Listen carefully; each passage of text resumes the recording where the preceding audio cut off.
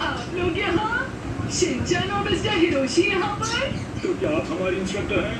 हाँ बिल्कुल। कैसा अजीब इत्तेफाक है। आप लोगों को ट्रेनिंग देने के लिए खास तौर पर मुझे यहाँ बुलाया गया है। अच्छा तो आप तैयार हैं?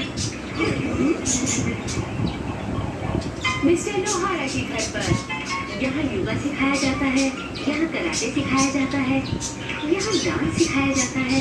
हैरी के लिए कौन सी जगह ठीक रहेगी समझ नहीं आ रहा। वो आज जिस जगह गए अगर वो जगह उन्हें पसंद नहीं आई तो हम इनमें से कोई देख लेंगे। उन्हें कोई ना कोई जगह तो पसंद आ ही जाएगी।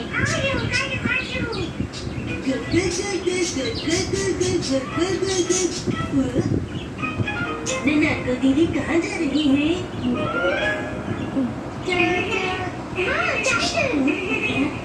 तुम क्या कर रहे हो? पत्थर। पिक्चर।